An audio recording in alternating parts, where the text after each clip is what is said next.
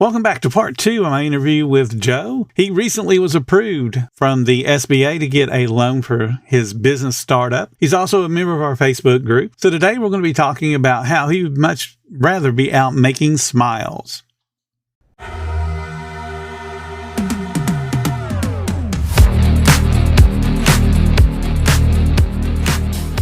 Welcome to the 10-Minute Food Truck Training Podcast. My name is Bill Moore. I am a food truck business coach, author of 5 food truck vending books, including Food Truck 101 and Food Truck 201. This podcast is all about helping you start and grow your food truck business.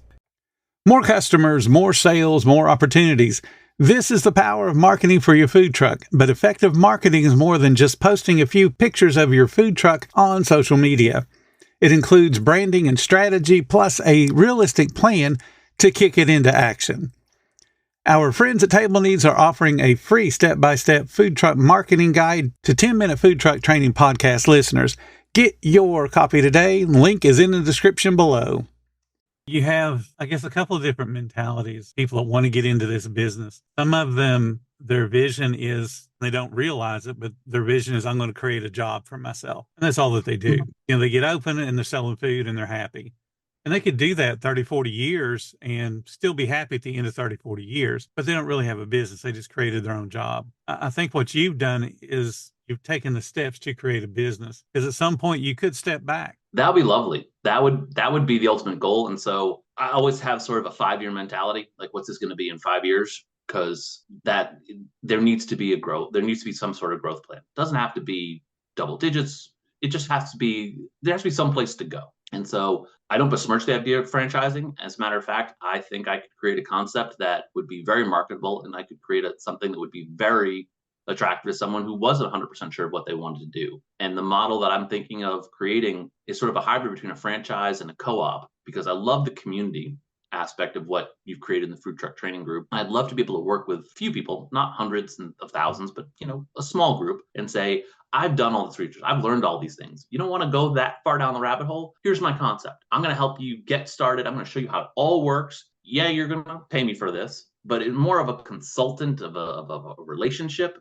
I'm going to help you grow and be successful. Yeah, there'll be a fee and all those other fun things. I'll have attorneys figure all that nonsense out. But I would love to be able to take this and turn it into something that I could franchise over the course of a period and not have to be out in the food truck every day. Because again, love being outside, love being with people, and would much rather be outside skiing with a bunch of little kids than, working, even though that is work. That's, the old phrase, if you love what you do, you never work a day in your life. I'm taking that approach with the next phase of my journey versus sitting in front of 3 monitors with chat over here and Zoom over there and Excel spreadsheet here and, presenting some report to some C-suite guy in New York City. And it's like, no, thanks. I'm much rather be out making smiles for people than, a note on your balance sheet. So yeah, no, I don't want a job. I would love a business and something that has a growth trajectory. And that is the goal. You've definitely laid a good foundation to achieve that goal. I think there's a lot of people that,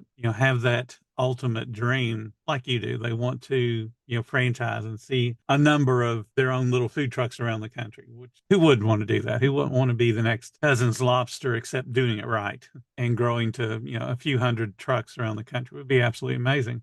The one thing that I caution people, because I actually had a conversation earlier this week about franchising, and they were a brand new concept, as in they weren't even open yet. And somebody had already approached them about, hey, you can be a franchise. There are a lot of attorneys that are basically becoming cookie cutter franchise companies. And they'll go up to a food truck that's just barely open. They don't know if it's profitable or not. Don't even know if the food tastes good, but they'll say, hey, for the low price of $15,000, $20,000, we'll build you a franchise and you can be all around the country. And then, the owner, if they got any kind of money at all, it's like, oh, that's great. I can be a franchise and I'll be, Ray Kroc and Dave Thomas and all those people. And the only one making money in that concept is the attorney that approached it to start setting it up. If you're going to be a franchise, you need to have one operational unit that proves that the concept is viable, going to make a bunch of money. And if you don't have, that balance sheet that shows that this is a profitable concept, who's going to buy it? Exactly. There's a local company here that they're a mac and cheese concept, and they tried franchising. They were actually a customer for my other business. They got so focused on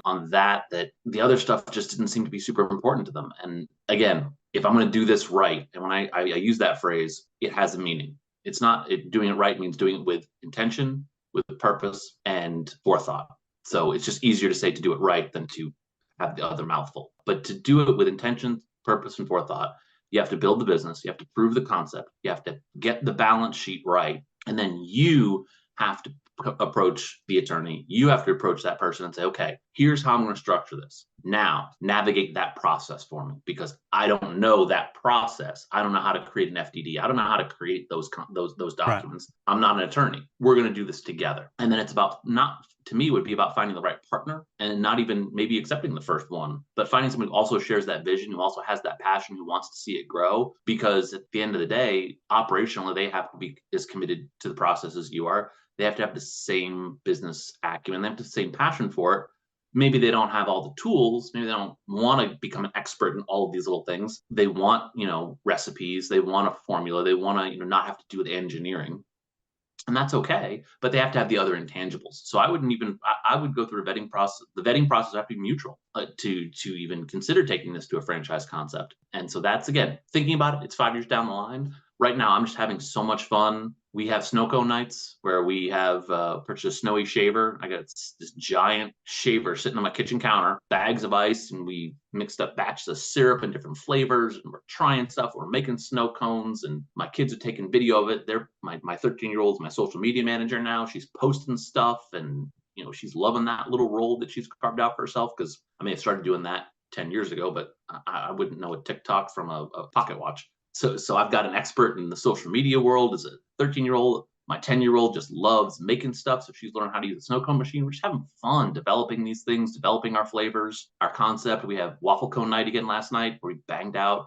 30 waffle cones, various sizes. I'm weighing batter. I'm going through this very, methodical process. And it's like, I got the right size, I got the right shape, I got the right consistency, I got the right color. Now we can start to play with what's going to go in it. And we're having fun as a family figuring this out. And one day I hope to take all of this research and knowledge, package it up, and say to a partner, hey, I want to come play because we figured it out. We got this thing going, and it's just all of the process. It's all been documented. And hoping to find people who'd share that and would want to bring that out and do more with it. But Rake Rock, no, no, no, no. That will never be us. And that's okay. I think I know where we want to be. I think I know the size we want to be. But right now we just want to, we're just loving as a family, having fun and figuring all this out. And it's presented unique challenges as we develop these different concepts and for our menu and operationally how we're going to pull it off. My wife will come up with an idea and I'll be like, all right, how do we break this down? What are the steps? What are the ingredients? How's this going to cost out? Hey, do you realize this is going to add X overhead? Okay, well, what if we take this same ingredient, but we repackage it and reuse it in 3 other items? Now we just expanded the menu vertically by only adding 1 thing versus 10 things. Ooh, okay, I like this. What's the supply chain look like? And so we're going through the steps to sort of keep it simple, but at the same time, we want to make really good stuff. We want to make stuff that people haven't tried before. And there's a lot of franchises in the snow cone game. And the way I think we're gonna, make them a little nervous around here is we're going to do stuff that they can't. We're going to have flavors and flavor combinations and products that they're not allowed to do. And it's like, we just want to make, we don't want to serve the same. We're going to have all the same things they have. If you don't have tiger's blood, kids will not come talk to you. Everyone loves the tiger's blood, which is strawberry and coconut, oddly enough. I had no idea. But we'll also have, a caffeinated version from behind the bar that if you want an energy drink snow cone, we can do that. You want a cookies and you want a creamsicle or a root beer float snow cone. And these franchises, they can't do that. They can only do 1, 2, and 3. And it's like, we'll have something unique. We'll make them a little nervous. We'll make them want to go try to up their game. And I love that. I love, sparking people and whatnot. But we're going to have our own thing to the point where I don't think they'll ever come after us for anything because I know that within the franchises, they like to sue each other. It seems to be a fun sport for some of these bigger business owners. So yeah. I want to spook them a little bit, but I just want to I'm going to stay under the radar just enough where they're not going to perceive me as any kind of threat, as it were. One of the things that I tell people, if you get the attention of, some of the big boys, you're doing a whole bunch of things right. That's a compliment, even though you might be a little bit tense about, okay, what's going to happen with the cease and desist letter, which may be nothing. A lot of times they send those out just to scare somebody and hope that they'll, back off. Attorneys are good that way. But I That's love why what you're talking that's about. why I have one. That's why I have one. His name is Bert. I love Bert. And if that ever happened, I would just call Bert and say, "What do I do with this?" And he Yep. would say, "I'll take care of it. You just keep doing what you're doing." And so, yes, that's one of the first people I found in this journey. And business loves lawyers, and that's how they make their money. I love it. So we have our defense ready. And that's definitely something that you got to have that attorney. You got to have somebody that's on the bookkeeping side, whether it's a CPA or it's a straight bookkeeper. There's a lot of partners that people need to have, whether they pay them a whole bunch of money or a little bit of money is a whole different story. But you got to have those people to be able to turn to when you need them. Don't want to be running through the internet trying to find the best attorney in your area after the fact. You want to already have them lined up. Good you have one. For example, my business advisor, just so happens through a random circumstance, his mother lives across the street from us, which I didn't realize until after we started working together. I was like, wait, you have the same last name as Miss Jean. It's like, that's my mom. I was like, oh, we love Miss Jean. She's awesome.